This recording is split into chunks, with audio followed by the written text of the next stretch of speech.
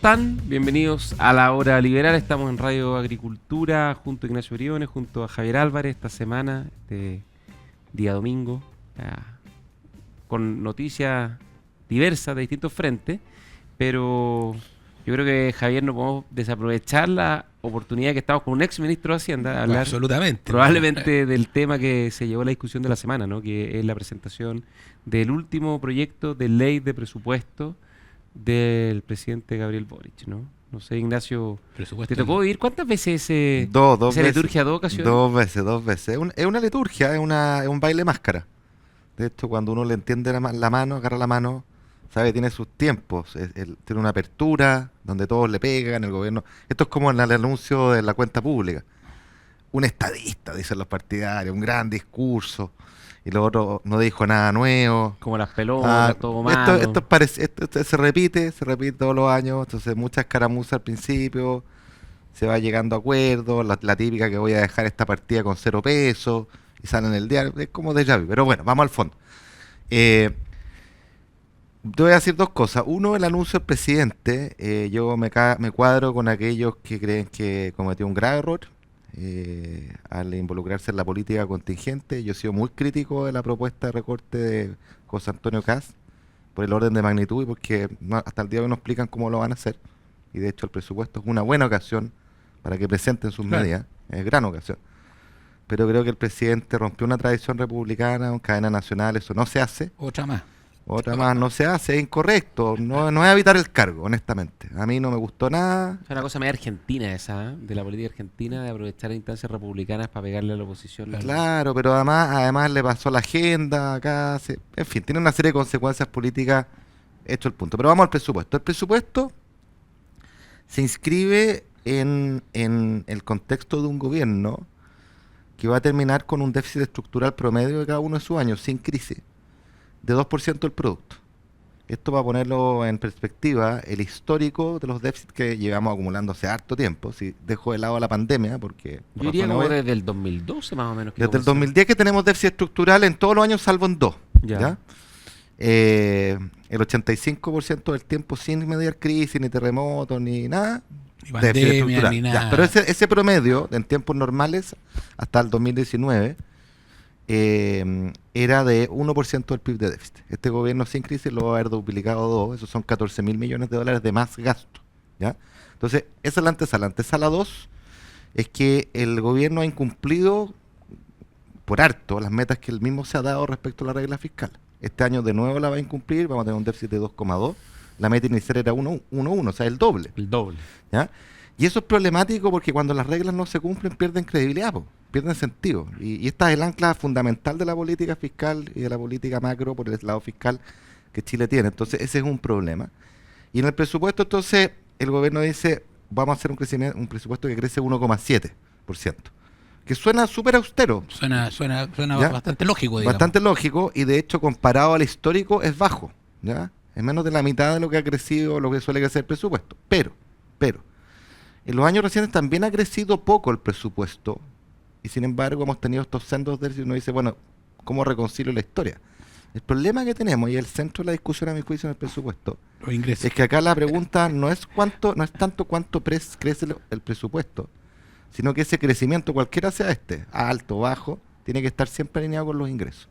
Y acá lo que ha pasado es que se han comprometido gastos contra ingresos ilusorios que han estado sobreestimados y que finalmente no llegan. Y eso es lo que te explica. Entonces, 1,7 es alto, es bajo, perspectiva histórica, bajo. Pero eso no importa. Lo que importa es ver cómo conversa con los ingresos que se están estimando para el 2026, de forma tal de asegurar esta vez sí que cumplamos la meta de déficit estructural. No podemos volver a fallar, sino la credibilidad se va al tacho. Ahora, pareciera que sin un ajuste de verdad es imposible, porque si uno mira el presupuesto de crecimiento este año, y la meta que ha fijado el propio gobierno, ¿no? Que es que se alcance el balance estructural el 2029, si no me equivoco. El equilibrio, sí. Y hoy día estamos en un déficit de 2,2. Sí. Entonces, básicamente hay que ajustar muy fuertemente y si ese ajuste se materializa, el presupuesto del próximo gobierno en promedio debiese crecer no más de 0,5% al año. Sí, que es una cosa que no ha pasado nunca, digamos. No ha pasado. Eso es irreal. Mira, ese punto es súper importante porque yo creo que acá es clave que las metas fiscales que uno se ponga se cumplan, ¿ya? Entonces uno no saca nada con ponerse metas irreales. Ese 0% es incumplible, es no creíble. Un presupuesto que crece 0,5 nunca ha ocurrido, no va a pasar. ¿Ya? Entonces vamos a incumplir. Yo creo que es mucho más realista decir, vamos a partir con un déficit de 2,2, llevémoslo a 1. Claro. ¿Ya? O sea que esta convergencia, en vez de que sean 4 años, nos demoremos un poco más. Y de todas maneras, para eso tienen que pasar dos cosas. Uno tiene que ajustar gastos, eficientar gastos. Y lo segundo que tiene que pasar es que los próximos presupuestos tienen que ser súper austeros, en el sentido que los gastos crezcan menos que lo que crecen los ingresos, de forma tal de ir convergiendo. Claro. ¿Ya? Por ahí va la solución, creo yo, en la práctica. Pero claramente tenemos hoy día un problema que hay que abordar, sin duda, sin duda, sin duda. Y esto te muestra también, Gonzalo, que todas estas ideas que suenan bien en el papel de no, que voy a recortar el 7-8% del presupuesto, 6.000, 8.000 millones de dólares, suenan súper bien en el papel, pero ¿dónde recortáis? Po? Sí, lógico. Si es 6.000 millones de dólares es lo que cuesta toda la PGU, ¿no? De eso estamos hablando. Entonces, no sé, son órdenes de magnitud grandes, ¿no? Acá no hay solución fácil a un problema complejo, pero indudablemente hay que abordar en este presupuesto las recomendaciones de la Comisión de Gasto, del Centro de Estudios Públicos, de otros actores que han propuesto medidas para cómo acortar, cómo ajustar. Eso hay que hacerlo sí o sí, se acabó, en una línea que sea creíble, que sea ambiciosa, pero que sea creíble. Y por supuesto los candidatos presidenciales tienen una ocasión espléndida en el presupuesto, ¿cuál mejor?, para adelantar desde ya y proponer en la discusión parlamentaria qué cosas quieren cortar. Me parece lógico. Oye, hablando de las tradiciones republicanas, una cuestión que se ha discutido mucho ahora, no sé cómo lo ven, es esta ausencia de aquello que se llamaba la glosa republicana, que fíjate que yo nunca le había escuchado ese nombre, que además ahora se confunde con el del Partido Republicano, y cuando el presidente Boric está peleando con José Antonio Kast, está todo confuso, es como que no incorporaron el chocolate del Partido Republicano dentro, pero no, la glosa republicana, para que la gente entienda, es un presupuesto de libre disposición que todos los gobiernos salientes le dejan al siguiente para que tengan un margen para su programa, para sus prioridades. Es una glosa, es un programa. Claro, así lo hizo Bachelet 1 con Piñera 1, lo hizo Piñera 1 con Bachelet 2, Bachelet 2 con Piñera 2 y Piñera 2 con Boric. Esperamos, no la vamos a decir 1 porque esperemos que no haya un 2. Pero creo que esa glosa era del orden de... Son como 700 millones. 1%. ¿Ah? 1% más o menos. Un poco menos del 1%. Sí, un poco menos del 1%. El presupuesto son 90.000 millones, un poco menos del 1%. Pero siempre es como 700. Pero entiendo que se va a generar un mecanismo alternativo de reasignación. Que en la ley no está. Pero que en esta ley de presupuestos de este año entiendo que se va a incorporar este mecanismo. Pero hay una diferencia. De reasignación. Cuando tú reasignas, lo que va a tener que hacer es cerrar algo, bajar la cortina de algo para abrir otra cosa. Sí, claro. En cambio, la gracia de esta glosa es que no te obligaba a bajar nada, claro, sino que tenía, y es como un regalo del viejo pascuero. El gobierno que entraba tenía algunos recursos para sus prioridades, para entregar un bono. Ahora hay discrepancias de políticos, incluso del lado, ¿no es cierto?, de la izquierda del gobierno. Hay políticos que han manifestado que no están de acuerdo con eliminarla, claro. Claro, la propia candidata Jara dijo que no está de acuerdo con eliminarla. Ahora, ojo. Paulina Bodanovich entiendo que dijo lo mismo, entonces no es tan evidente. Ahora, ojo, de que yo creo que, o sea, yo soy partidario de mantener la tradición republicana, me parece un gesto republicano, es un símbolo, ¿no? Y los símbolos tienen mucha importancia. Es que yo creo que aquí el gobierno hizo una cosa que un poquito pilla, no tramposa, pero en el fondo la glosa no existe, porque como hay poca plata, no quieren ellos tomar la decisión de bajar programa y abrir espacio para esa glosa. Claro, pero ojo, o sea, yo siendo partidario de mantenerla, sobre todo una cosa de tradición republicana, es bueno poner la glosa en perspectiva, porque en realidad es un monto chico en el presupuesto, menos del 1%, y de esos 700 millones, la mitad es plata fresca, de verdad, o sea, como en un programa, aquí te dejo la plata, ponte tú ya 350, 300 millones de dólares, y los otros son reasignaciones. O sea, a mí me parecía interesante esta idea que propuso la Comisión de Gasto, de decir, ¿sabes qué? Cambiemos la glosa por republicana, por dejarle un espacio de reasignación a quien llegue al gobierno mucho más amplio. Claro. 10% del presupuesto, o sea, 9.000 millones de dólares. Eso es harto. Que uno dice, bueno, pero la reasignación igual se puede hacer hoy día, con vueltas largas, sí, es verdad, pero la principal restricción es política. Entonces, es distinto que un parlamento te deje un waiver como presidente, decir, presidente, aquí usted mueva y no lo va a molestar. Con total libertad, digamos. A que tú empieces a mover y te empiecen a apuntar con el dedo. Y a mí me parece interesante porque le permite al presidente de entrada señalizar cuáles son sus prioridades. Al final, gobernar es priorizar. Y el presupuesto se prioriza, naturalmente, porque los recursos son escasos. Entonces, me parece interesante la idea. Yo creo que pueden conversar las dos. mantener la glosa, dado que son poca plata, con ir avanzando a este mayor espacio de y darle este reasignación. espacio de reasignación. Yo Sí. lo encuentro interesante. O sea, Sí. no. No, yo encuentro que el ideal sería tener los dos instrumentos, Sí. digamos, pero echar abajo la glosa republicana, que es una cuestión que siempre ha existido y que es un gesto, una Es diferencia. bonito que Son los hábitos republicanos Oye, que, ahora que lo- hace a Chile Pero todavía lo mira, hacen Oye, ahora lo un que poco sí, diferente. lo que sí pasó, que ahí yo creo que el gobierno calculó mala estrategia, porque dicen, oye, pues si estoy eliminando la glosa republicana, pero lo estoy cambiando por este que recomendó la Comisión de Gastos. Ya, pues la Comisión de Gastos recomendó dejar un espacio de 10%, 9.000 millones, y el ¿Y gobierno cuánto está dejaron? proponiendo 1%. Y en el Ajá. fondo es cambiar glosa republicana, que tenía una parte de plata fresca, por el mismo monto, pero de reasignación. Entonces, no, pues, no. Esa no es la recomendación de la Comisión Fiscal. No sé cuánto es el porcentaje que finalmente está proponiendo el gobierno. Creo que 1%. Sí, sí. Sí. 1% equivalente a 900 millones de Sí. dólares. Oye, y lo otro, no sé si les pasa o no, que cuesta ver las prioridades de la ley de presupuesto. sea, Porque a mí- está a tan mí- estrecha a la mí- situación fiscal que como que es más bien Me llamó la recorte, atención, rebaja me llamó la atención, no sé si estaré equivocado o no, el recorte en obras públicas. No sé si lo vieron. Sí, en concesiones. sí. Pues no, En concesiones muy fuerte. No, en no, inversión. En inversión. Pero eso tiene una razón. 800 millones de dólares. Eso tiene una razón de ser. Es como un 15% de disminución. Y la razón es esta, que también lo identificó la Comisión de Gastos. Lo que pasa en el pasado, es que se hace un presupuesto por 100 para obras públicas de inversiones. Y el Estado no tiene ninguna capacidad de ejecutarlo. Se ejecuta 80, 85 máximo. Entonces los otros 15, ¿cuál era el riesgo? Que los pasía a otra cosa. Claro.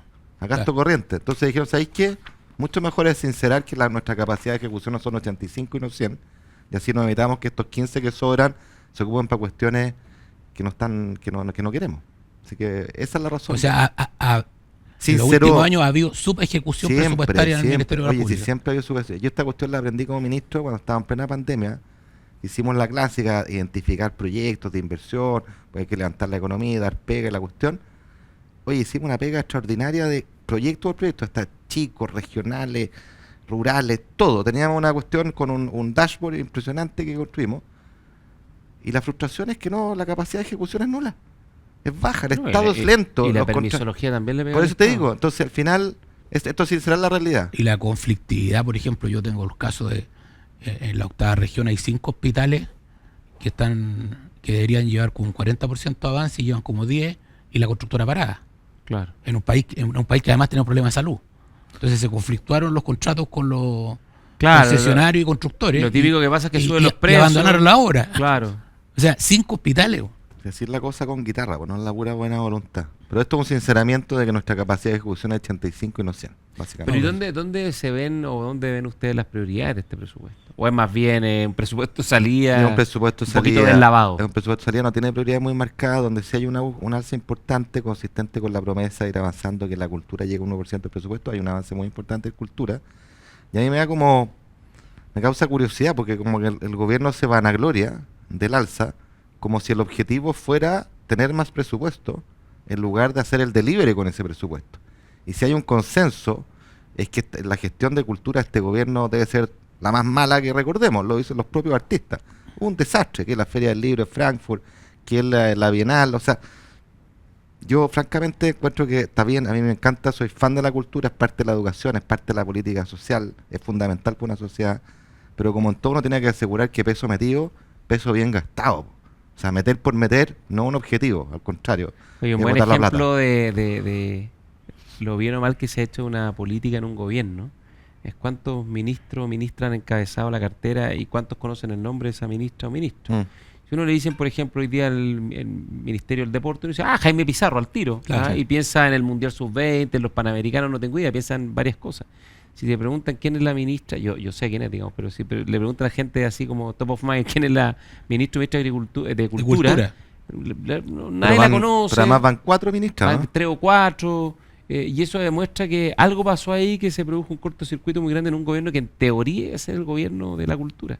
Así como ya sea el gobierno feminista y la tasa de desempleo para la mujer está Y en ahí. ciencia pasa lo mismo, 3, 4 ministros y poca claridad en la política científica y la verdad yo creo que el presupuesto refleja un poco como la realidad política de salida, ¿no? Bien aguado, bien deslavado. Oye, pero esta es una micro conversación sobre el tema del presupuesto, porque si uno va al tema más grueso, cuestión que hemos conversado acá, Chile lleva 10 años creciendo el 2%. Ujú. Y esto es como en un hogar, ¿no es cierto?, en que empiezan a crecer los niños, empiezan a gastar más plata y el papá tiene El mismo sueldo. el mismo sueldo. Eso es, po. Puta, Más ahí- bajo, ¿no? Si el sueldo de Claro. Chile ha bajado. Entonces, Eso entonces aquí el desafío, yo creo, más que, porque primero ser serio y responsable, o sea, uno no puede gastar más de lo que gana, sino finalmente Deuda, termina deuda. en la bancarrota, ¿no es Sí. cierto?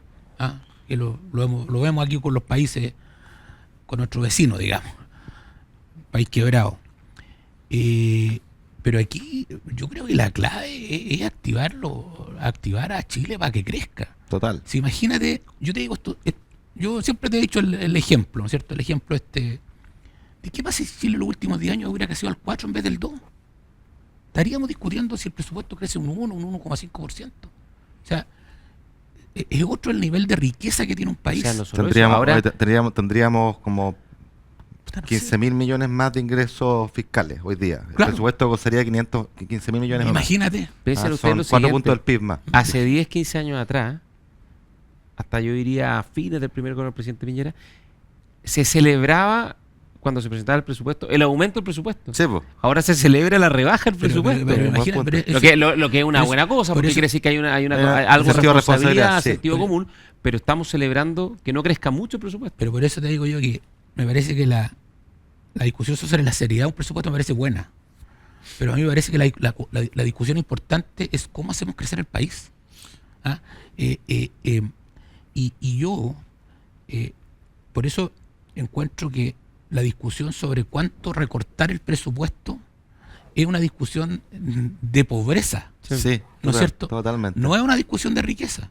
Entonces yo la pregunta que me hago es, ¿por qué, no es cierto, no conversamos sobre qué cosas pueden hacernos volver a crecer, digamos? ¿Ah? Teniendo las condiciones naturales para hacerlo. Bueno, Ignacio lo puede Sí. explicar muy bien porque en la ley de presupuesto los ingresos, que es lo que fija el límite de gasto, se fijan básicamente a parámetros estructurales, un precio del cobre a largo plazo, el molibdeno y la tasa de crecimiento Del PIB del tendencial. PIB tendencial. que Estando ahí de- medio. Que el determina precio del Banco cobre Central. no tenemos nada que hacer porque no depende de nosotros. Pero el Pero la Y además está cantidad- bueno, sí, además. Pero la cantidad de el cobre que QSIP. podemos producir, sí, po. el Sí, po, QSIP, la cantidad sí. el Y, QSIP, y la tasa de crecimiento tendencial ha venido cayendo hoy día. ¿Cuánto es? 1,1. 1,9. 1,9 creo que es. 1,92, pero ahora el presupuesto está hecho con un PIB de 2,5. Además es un Porque poquito tiene voluntarista. no, pero eso ojo, que eso lo determinan expertos. Eso el gobierno no toca, no mete los dedos ahí. Es el Banco Central, ¿no es cierto? No, un el comité comité de expertos experto independiente. del PIB Sí, tendencial. sí. Pero Javier tiene toda la razón. O sea, acá el tema, nosotros estamos administrando pobreza. Y lo que necesitamos es generar riqueza.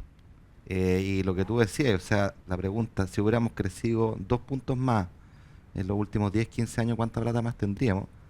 Oye, 15 mil millones de dólares tendríamos más para gastar cada año. Esos son casi 3 PGU. ¿Ya? O sea, el crecimiento importa demasiado. Y ahí es donde hay que poner las fichas. Esta otra discusión de dónde recorto y cuánto recorto, un poquito de contador, efectivamente. exacto, eso, ¿ya? por eso le encuentro una micro discusión. Sí, Yo veo yo por qué creo no- que el driver está en el crecimiento. Y fíjate lo que te voy a decir.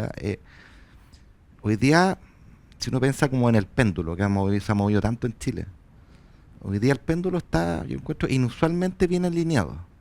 Mira, la palabra crecimiento está de regreso, fuerte. Antes algunos hablaban de decrecer. 2, hay bastante acuerdo que los impuestos corporativos son altos y que hay que bajarlos, podemos discutir cuánto. 3, la permisología, un dato que hay que seguir avanzando y este gobierno ha avanzado. Hay que continuar como política de Estado. Hay que ver cómo Oye, si esa implementación funciona, porque sí. uno escucha. Está bien, hemos tenido discusión los últimos Está días. bien, pero lo que estoy va en hablando, el camino estoy correcto. hablando del consenso camino, respecto sí. a la base. Estoy de acuerdo. 4, ¿no es cierto? Modernización del empleo público. También hay bastante consenso para reformas que son peludas. Y 5, todo este discurso anti-extractivista, anti-recursos naturales se murió. Y hoy día estamos recientemente viendo que no creo tenemos... que se haya muerto, creo que está guardado por un Sí, rato. pero ha perdido Pero- fuerza. Hoy día todos reconocemos que tenemos una potencialidad increíble en la minería, en los bosques, en el turismo, en la energía Oye. renovable, ¿cachai? Entonces, el péndulo está re bien. Ujú.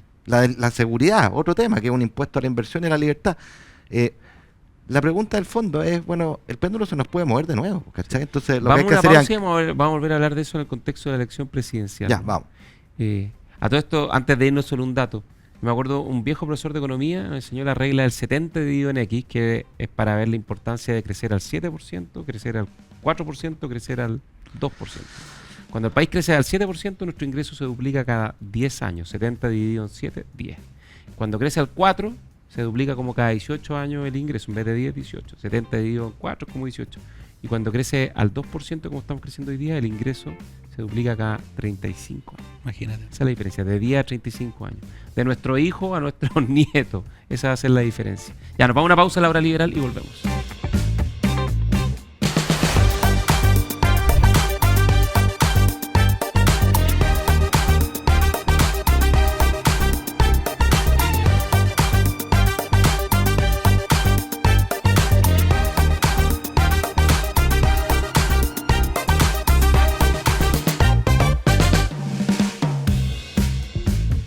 Estamos de regreso en la hora liberal con Ignacio Briones y Javier Álvarez, que nos acompaña esta semana.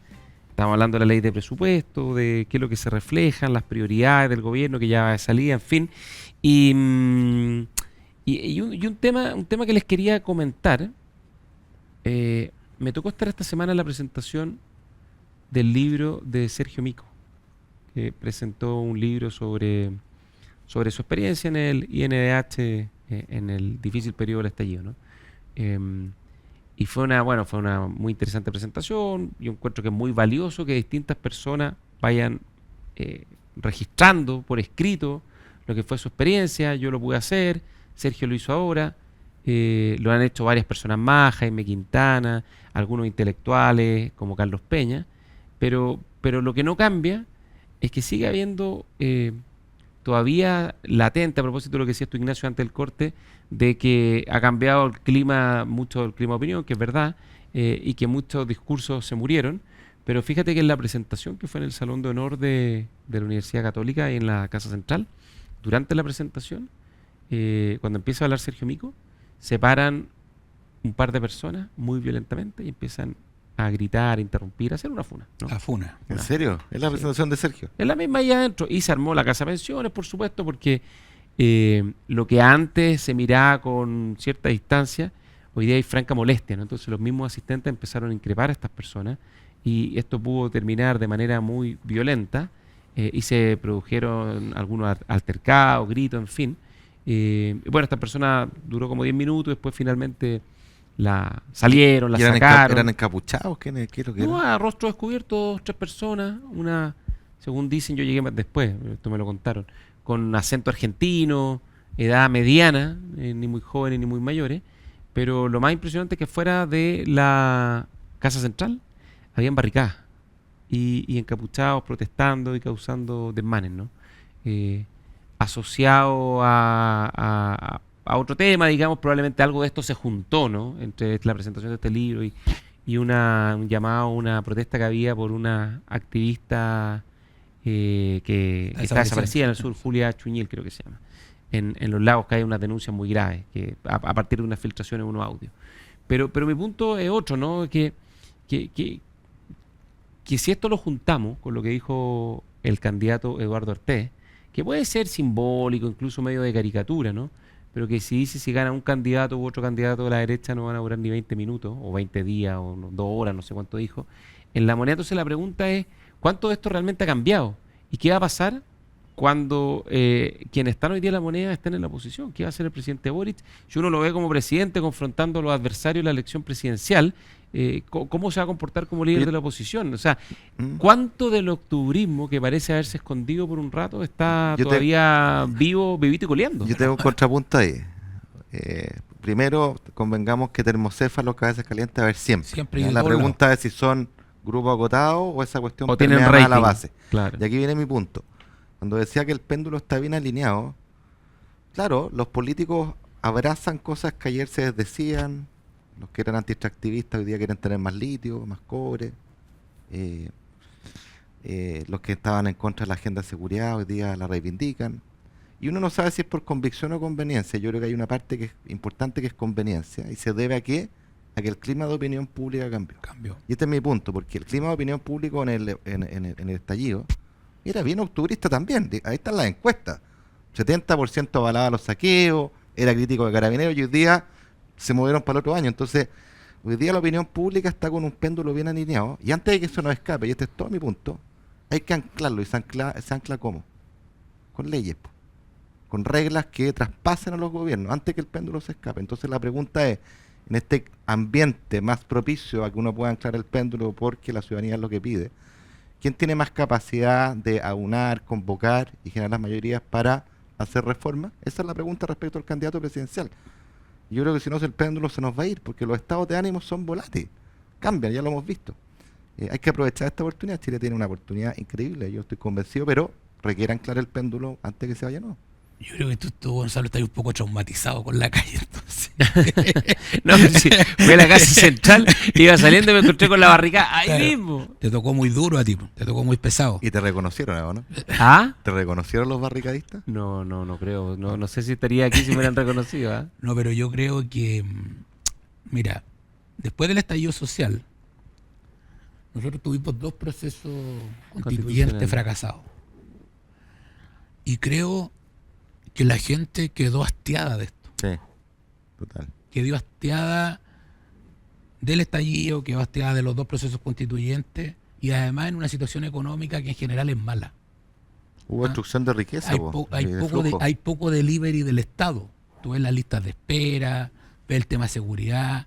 Entonces, yo comparto lo que dice Ignacio, que en el fondo no hay clima. Pero el clima cambia. Pero es que sí cambia, pero yo creo que hoy día digamos, lo que piensan los ciudadanos en su mayoría es que quieren que el país progrese. Sí. Y quieren que el país progrese. Y quizás mañana cambian de opinión, pero eso hay que aprovechar ahora. Claro. Ahora, yo creo que esta es una sensación más bien profunda. No creo que sea de cambio muy rápido. O sea, aquí, ¿no es cierto? Algunos catalogan el estallido social como un resultado de un país que creció y que después dejó de crecer. Bueno, ahora tenemos un problema inverso. Tenemos un país que dejó de crecer y que por lo tanto hay que echarlo a andar. Sí. ¿Ah? Y esto se demostró que con las protestas, con la calle, con extremismo, no pasa nada. Po. Pero hay una cosa que es fregada, que tiene que ver con las expectativas. O sea, en el malestar preestallido, yo soy un convencido que tiene que ver con que nos achanchamos, dejamos de crecer. Y no es que no hayamos ido al hoyo, estábamos creciendo al 2. Pero lo que hace es que eso es insuficiente por una expectativa que venía formada con un crecimiento al 4 o al 5. Claro. Entonces, hoy día... El problema es que llevamos 5 años después del estallido claro, creciendo al 2 también. Pero mira lo siguiente, hoy día el péndulo está bien alineado y la gente quiere que volvamos a crecer, que nos levantemos, que sintamos orgullo. Tiene una expectativa que podemos hacerlo. Si fracasamos en hacer delivery eso, se va a volver a frustrar mucho. ¿Cachai? Entonces, pues yo digo, la oportunidad es ahora, y esto no es como uno lo ve en las campañas, simplemente con voluntad, con actitud, sin complejo. Está bien para la campaña, pero esto es pega dura, trabajo duro, y es anclarlo a través de reglas que traspasen los estados de ánimo en el tiempo. Esas son leyes, son reformas, no hay otra. Claro, y por lo tanto, por eso es tan importante la elección parlamentaria, Súper importante. ¿no es cierto? Claro, lo que pasa... Porque algunos dicen, no, yo voy a gobernar por decreto, sabemos que eso no es así, que no es verdad. Aquí, ¿no es cierto?, va a ser reducción de impuestos, para definir, destrabar la permisología, todo eso es legal, son reformas legales, esto no se puede hacer no se puede hacer lo que puede hacer Trump o lo que puede hacer Milei, digamos. ¿no? Mira, Churchill decía que en política lo único que sirve es ser optimista porque lo contrario no sirve para nada. Y yo siempre trato de ser optimista, pero mi optimismo está muy atenuado por una razón más histórica, porque en general los ciclos históricos toman tiempo, ¿no? Y en Chile típicamente los ciclos históricos, yo no creo que se repita la historia, pero algo enseña, porque trabaja sobre la base de la naturaleza humana que no cambia tanto tampoco. Los ciclos históricos duran 30, 40 años, y tuvimos un gran ciclo histórico que fue el periodo que fue desde fines de los 80 hasta el 2019, ¿no? Estallido, pandemia, en fin. Que algo reveló eso. Sobre todo por lo que tú decías, Ignacio, que buena parte de la ciudadanía se subió a causas que terminaron siendo muy dañinas para Chile, ¿no? Y hemos pagado las consecuencias con un fuerte aumento del crimen organizado, con una inseguridad muy extendida, con una debilidad muy fuerte del país de crecer, de crear mayores niveles de prosperidad y mayores niveles de equidad. Y es verdad que hoy día cuando uno mira la encuesta la gente es más promotora de aquellas cosas que estuvieron en los 30 años previos que la que estuvieron en los tiempos del estallido, ¿no? Pero, el problema, yo creo que la gran diferencia es que para poder evitar que nos embarquemos en un ciclo histórico de 20, 30 años de mediocridad, que es lo que pareciera que estamos viviendo, creo que nos faltan las dos cosas más importantes que podrían dar vuelta a esto, ¿no? Uno, reglas institucionales y políticas que funcionen. Y hoy día el sistema político es un desastre, con 25 partidos en el Congreso, y eso este gobierno fracasó en su compromiso de cambiarlo, y eso era mucho más importante que la reforma de las pensiones, y era mucho más importante que la reforma, porque es la sala máquina del motor, y si la política no funciona, entonces todo se estanca, ¿no? Cuando falla el motor del auto, el auto puede tener bonita carrocería, te puede tener las ruedas muy bien, los frenos funcionando, pero no anda nomás. Y esa oportunidad ya se perdió. Esa fue la farra constitucional del segundo proceso. Y lo segundo, dice, ya bueno, ya las reglas, las instituciones son más o menos nomás. Los liderazgos. Y cuando uno mira los liderazgos políticos del país hoy día, en general lo que no encuentra es templanza, es madurez, es sensatez, es espíritu de amistad cívica, de mirada larga, de convocar. Aquí lo que uno encuentra es más bien confrontar, enfrentarse permanentemente, tirar la piedra y esconder la mano, y poca capacidad de mirar más allá de las cosas que tenemos hoy. Por algo se habla de gobiernos de emergencia y estados de emergencia para gobernar, porque en el fondo lo único que importa es cómo salimos en la encuesta el fin de semana. Oye, y no cómo hacemos que este país vuelva a darle más y mejor oportunidades a sus hijos y a sus nietos, a los que vienen en los próximos 20, 30 años. Entonces, sin instituciones funcionando bien, que además los ciudadanos las perciben como de mucha corrupción. Mira lo que pasó con este juez que lo salvó la Corte. Sí, una vergüenza, con acusaciones gravísimas de corrupción, y la Corte lo salvó. Y a la jueza anterior se la echaron, nada más, probablemente una cosa media machista ahí. Claro, y a eso tú le sumas la falta de liderazgo, que los liderazgos que tenemos, mira la elección presidencial, si es un chiste los candidatos que tenemos, la gran mayoría, es difícil ser optimista. Oye, pero lo que tú decís de la emergencia, el gobierno de emergencia, lo ligo con lo que decía Javier, porque acá, más que administrar pobreza, lo que hay que hacer es crear riqueza, y en el gobierno de emergencia no hay ninguna posibilidad de crear riqueza. La emergencia, cuando se te quema la casa, lo que tú vas a hacer es apagar el incendio. Salvar los muebles. Y lo que queremos hacer acá es construir nuevas casas. Claro. Son bien distintas los enfoques. Yo encuentro toda la razón lo que tú decís. Se echa tanto de menos esa mirada ambiciosa, larga, con trabajo duro, con seriedad, con voluntad de encontrar acuerdos, que en mi juicio es lo que representa Belis Matei, versus esta emergencia, como que el país estuviera por todos lados quemando. Sin duda hay problemas graves en muchos temas, pero hay oportunidades extraordinarias en otros temas. Sí, y yo prefiero apagar los incendios que haya que apagar, pero sobre todo reivindicar una mirada donde construyamos más casas, crecer más, salir adelante, podemos hacerlo. Y eso, claro, es una razón para el pesimismo cuando uno ve que todo eso... Pero hay que ser optimista, no hay que perder la esperanza, no hay que perder la esperanza. Claro, Gonzalo plantea casi una tesis del autosabotaje, digamos, o sea, como que... Nos autosaboteamos. ¿Sí?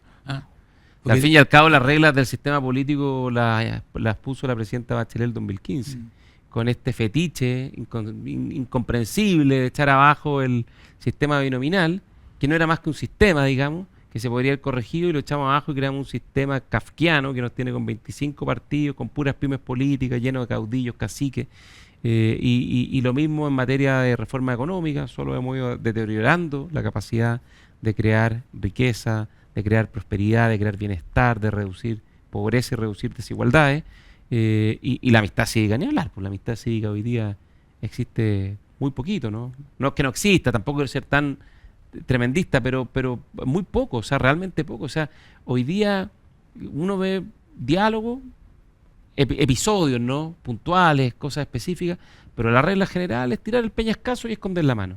Así está funcionando la política en Chile. Vamos a ver cómo se comporta, porque probablemente el próximo gobierno va a ser de centro derecha o de derecha, de frentón. Eso es lo más probable, eso es lo que dice la encuesta, ¿no es cierto? No hay ninguna encuesta que yo haya visto que sea va a ganar la oposición, que diga que Jara va a ser presidente, digamos. Entonces yo creo que la oposición en el futuro gobierno se va a poner a prueba. se va a poner a prueba en el sentido de si va a asumir una posición constructiva o no, digamos. Yo particularmente creo que la gente que ha estado en el Ejecutivo, y Ignacio lo decía bien, cambió el discurso. Tú ves que este gobierno parte diciendo, mire, vamos a echar abajo el TPP-11, que el fin del extractivismo. Era refundacional, pues. Claro, Oye, claro. vamos a subir los impuestos a 8 puntos del PIB. El proyecto constitucional apoyado por el gobierno, ¿no es cierto? Era un desastre. Entonces, lo que termina diciendo este gobierno es bastante distinto de lo que partió diciendo. Entonces déjame decirte, guardo una esperanza en que al menos la gente que ha estado en el Ejecutivo pueda hacer algún tipo de contribución a... Sí, pero hay una cosa que tú te perdí, no sé si Gonzalo estará de acuerdo conmigo, sobre todo que tiene mucha más experiencia habiendo sido ministro Sexpress. A mí, yo también vivía en el Congreso y aprendí esto. Los políticos aquí en la Quebrada del Ají son sonrientes, para no ocupar otra palabra, y vengativos. Pasan cuentas. En algún momento, no todas las cuentas, pero algunas cuentas. Entonces, por ejemplo, cuando a ti te han negado la sal y el agua y te han maltratado, tú con la mejor sonrisa puedes hacer lo mismo de vuelta en algún proyecto emblemático del gobierno para que infligirle un costo. Y es lo que pasó, ¿no es cierto?, en el actual gobierno, con el propio Chile Vamos, la oposición, dado el maltrato grotesco que fue el Frente Amplio y el Partido Comunista con el gobierno del presidente Piñera, fue una vergüenza, francamente.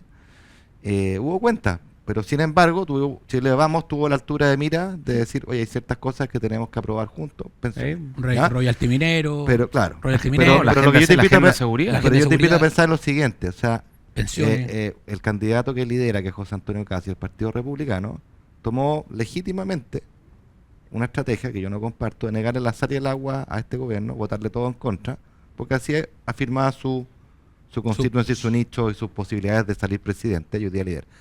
Esa cuenta se la van a cobrar la oposición. No tengo ninguna duda que se la van a cobrar. ¿En qué grado es la pregunta? Ojalá que no se la cobre. Pero es en un grado mayor que el que le cobrarían a Chile Vamos, que ha sido una posición constructiva de alguna forma, ¿no? Eso es importante. Yo no tengo ninguna duda que el triunfo de José Antonio Caz va a ser muchísimo más difícil cualquier posibilidad de llegar a acuerdo en el Parlamento para hacer los cambios que Chile necesita, a diferencia de Elín Matei, que también se la van a hacer muy difícil, sí, pero que yo creo que menos difícil. Pero que hay un costo, porque en algunos momentos la oposición de Chile Vamos estuvo dispuesta a sentarse a la mesa en cosas importantes, particularmente la agenda de seguridad y la reforma previsional, ¿no? Así que no va a ser fácil y por lo tanto y yo creo que esto es una materia de reflexión a la hora de ir a votar. Total, para mí es clave. O sea, yo vuelvo a decir, ¿quién es capaz de anclar el péndulo? El péndulo se ancla con reformas legales. No todas las que mencioné, por cierto, pero al menos una parte relevante. Y en consecuencia te lleva la pregunta, ¿quién es capaz de aunar votos, de dialogar, de lograr buenos acuerdos para que eso pueda ocurrir? Esa es la pregunta, porque si no nos vamos a quedar en medidas administrativas, en frases hechas, y no va a pasar mucho y el péndulo va a escaparse. Y creo que siendo un ejemplo súper simple y sencillo, decir, oye, hay un tremendo contingente de concertación que está apoyando a Elín Matei. Sí.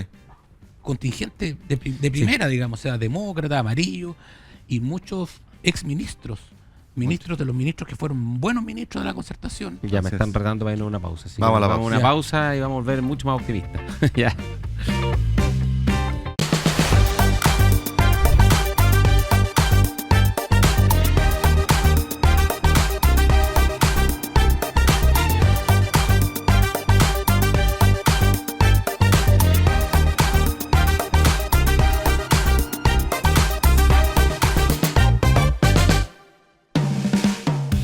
Estamos de regreso en la hora liberal con Ignacio Briones, Javier Álvarez, Radio Agricultura, Agricultura TV y todas las plataformas, y ahora volvimos muy optimistas porque hay otros lugares donde tienen problemas aún más graves que los nuestros, ¿no?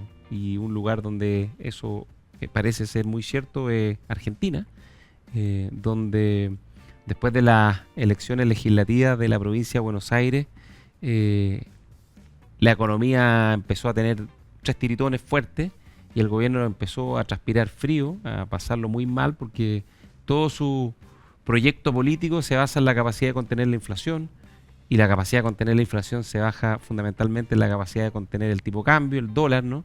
y los agentes económicos empezaron a perder confianza, el dólar se empezó a disparar, el riesgo país se empezó a disparar, y todo hacía presumir que Argentina estaba aprontándose para una de esas grandes crisis que cada cierto tiempo tiene que vivir, ¿no?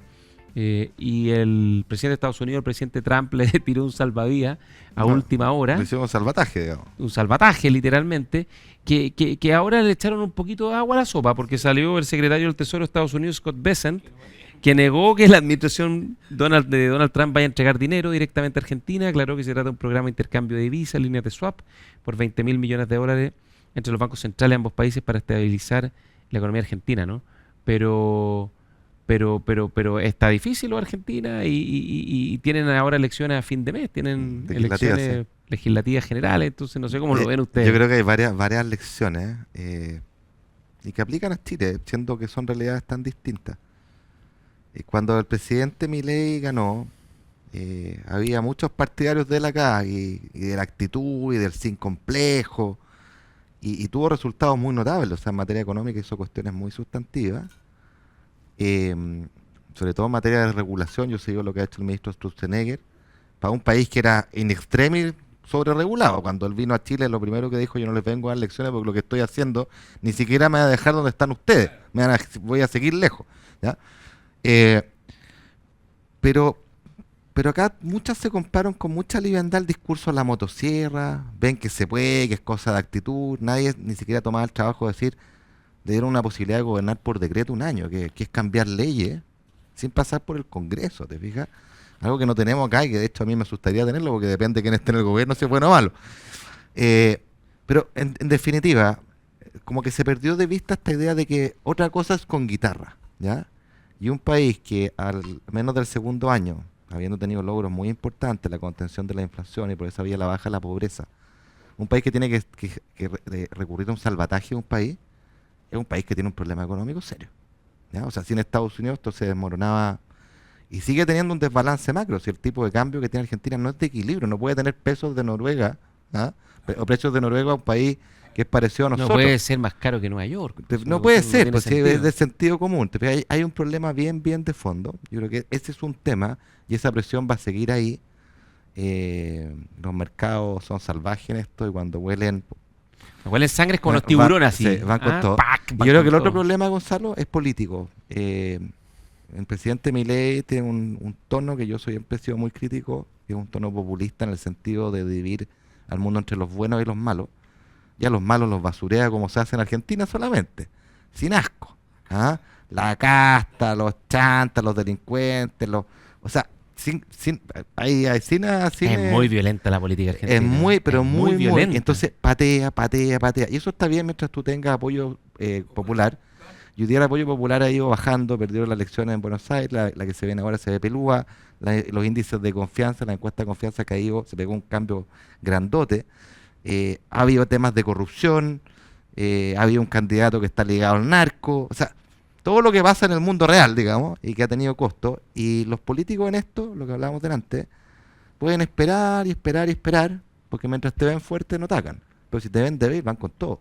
Y eso es lo que yo creo que arriesga a que pase en Argentina, y el mensaje es solo uno: un poquito más de humildad, un poquito más de formas republicanas, que son las del diálogo, que son las de las formas, que son las del respeto, con mucha convicción de lo que uno cree, pero que es la única manera de finalmente avanzar. Si esto de pensar que hay como un superhombre que por pura actitud puede hacerlo todo, no funciona en el mundo real. Yo no he visto nunca un caso que funcione, y al contrario te puede llevar a caídas muy violentas, muy grandes, como hemos visto en varios casos. Mira, yo creo que Milei es el producto de un país que durante muchísimos y largos años ha tenido gobiernos muy nefastos, digamos. Entonces la gente estaba choreada, digamos, porque los casos de corrupción se repetían un gobierno tras otro, digamos. Y un país que además roban en saco, se van a gloria de ser un país rico, que es rico. Si Argentina es muy rico. Hay un dicho que dice que en Argentina se roban en la noche lo que crece durante el día, digamos. O sea, entonces yo creo que Milei es un es un ejemplo de lo que vemos en el mundo, ¿no es cierto? Como gobierno, como es muy performático. ¿Ah?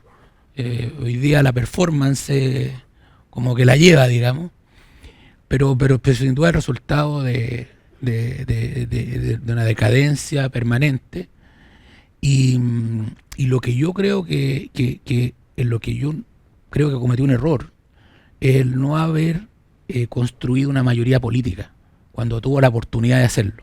¿Ah? Él quiso ir solo. O sea, humilló completamente a sus socios del PRO y a A Macri, Macri. al macrismo. Aquí te las traigo, Peter. Yo me las sé todas. Absolutamente.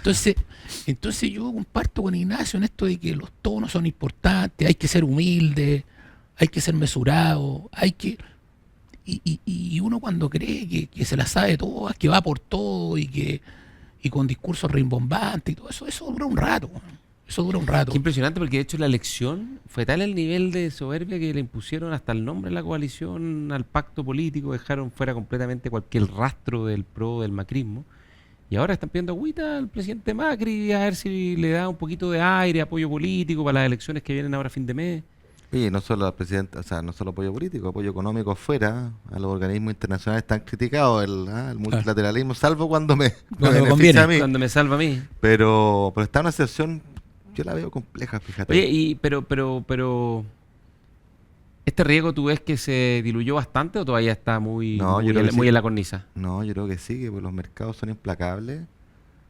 Me cuesta ver que el presidente Trump, con todo el poder que tiene, no es el dueño del país, o sea, responde a sus contribuyentes, a los taxpayers. O sea, no es llegar y decir, voy a agarrar 20 millones de los taxpayers para dárselo a Argentina. No es así la cuestión, ¿cachai? Por eso que el secretario del Tesoro ha tenido que matizar y decir, no es plata, es un intercambio, dice, Claro. un swap. Y eso no alcanza. O sea, y cuando tú tienes un desequilibrio cambiario tan grande, los mercados siempre encuentran su camino al final, los precios encuentran su camino. La pregunta es si va a ocurrir antes de la elección, Claro. pero ya ha habido presiones de nuevo a la depreciación del peso. No, oye, han defendido el peso subiendo la tasa de interés a las nubes. Eso tiene costos reales para la economía financiera, para las empresas, increíble. Entonces, además, hoy día la economía argentina es una economía que está en contracción, está en recesión técnica, no año contra año, sino que los trimestres móviles, hay Claro. bastante evidencia de eso. Se está complicando harto el Y panorama. echar a andar un país como Argentina también requiere inversión. Claro. Y la inversión, bien lo sabemos acá con los permisos, toma tiempo. Sí. Entonces tú dices, mira, yo tengo mucho petróleo, tengo mucho gas, tengo mucha agricultura. Bueno, hay que invertir. Oye, pero Javier, si es más simple Tengo minería, tengo que es invertir. más sencillo que se llama una variable que se llama el riesgo país, ¿ya? Que es la prima en tasa de interés que se paga respecto al país más seguro del mundo, que es Estados Unidos. Chile tiene 100 puntos básicos, 1% de interés más se endeuda Chile que Estados Unidos. O sea, si Estados Unidos se endeuda 2, nosotros al 3. Al 3, hoy día Estados Unidos está al 4,4 de año, nosotros al 5,4, grosso modo, estoy simplificando. En Argentina hoy día el riesgo país está en 1.300, o sea, Claro. paga 13% más por sobre el... ¿13 puntos porcentuales? 13%. Son 1.300 puntos porcentuales, por lo tanto son Ah, y 13%. Bueno, el Tesoro americano 4%. Tú pagas Argentina, 17. 17. Entonces, eso obviamente para cualquier inversión en Argentina es un costo súper grande. po, Imagínate, es gigante. po. Entonces, ¿No? Y la deuda y todo eso es... oye, y la otra cosa que es importante, a propósito de lo que hablábamos de presupuesto, si esta receta así como sin más de la motosierra, es cierto, Argentina recortó 5 puntos del Sí. PIB, ese es el ajuste que hizo, notable. Notable. ¿Sabes dónde recortó fundamentalmente? Pero obras públicas, En mucho. obras públicas. Cortó todos los contratos. Que no es sostenible, porque tú al final tienes que hacer puentes, tienes que mejorar las calles, al final Tapar la los infraestructura hoyos, que se por tapa los último. hoyos. Entonces, suena bien por un rato, pero ¿es sostenible? Primera pregunta. Y lo segundo, que uno dice, bueno, Argentina el gasto público era 36 puntos del PIB, está en 31. En Chile es 25. Entonces, si fuera como tan fácil simplemente importar la receta, uno se dice, bueno, ¿y por qué Milei entonces no fue a 25 que Chile? Y se quedó en 30, 31. Claro. ¿Te fijáis? Esas son las sutilezas que acá no se ven y es como decir, voy a importar los 5 puntos del PIB, eso es lo que propone el Kaiser, el asesor económico Kaiser, pero incluso el recorte de José Antonio Kast de casi 2 puntos del PIB es súper alto, o sea, y tiene consecuencias, parte del desapoyo social, hoy día en Argentina tiene que ver que se cortaron pensiones y cosas que al final no, la gente te da el beneficio de la duda y te apoya por un rato porque efectivamente, como tú decís, Argentina es un país hundido y y Oye, gobernamos por algo, cleptócrata, por algo, pero al final esas cuentas llegan, ¿te fijas? por algo Aristóteles, que es como el padre de la política moderna, decía que la principal virtud de un político Es la prudencia. es la prudencia. Es la principal El virtud de coraje todo. evidentemente es fundamental, pero la prudencia, si esto es muy difícil. Y el problema es que al final estos son como las goteras en el techo. Si el techo no está bien sellado, el agua siempre entra. Javier Ignacio, nos tenemos que despedirnos. Pasó porque el rápido. tiempo- No hay Voy a recomendado, Una ¿no? recomendación A ver, pequeña. recomendación. No, una serie que se llama Menem. Ah, Hablemos de Menem. Argentina. Sí, para acá que la sale. vean. ¿En qué plataforma está? Está en Prime, me parece. Menem en Prime. ¿Está buena? Sí, yo Yo la voy, vi, me yo voy a entretenida. recomendar la de Charlie Sheen en Netflix, extraordinaria. Ah, yo la vi ¿Buena? también. Muy buena, Muy buena. muy buena. Ya, y yo cortito voy a recomendar, además está muy barata la entrada, ir al Mundial Sub-20. Yo voy. Espectacular. Yo voy mañana. Un ambiente familiar, buen fútbol, ojalá que Chile gane, que clasifiquemos a los octavos final. Espectacular tener un Mundial Sub-20 en Chile. Yo tuve la suerte de ir al que se hizo el 87, al partido que Chile le ganó a Togo 2-0, con gol de Lucas Tur y Camilo Pino. De Y ahora Lucas. sí nos vamos a la pausa. O sea, no a la pausa, al Nos corte, vamos. se acaba el programa hasta la otra semana en la hora Nos liberal. vemos. Nos vemos. Hasta luego. Chao, chao. Adiós.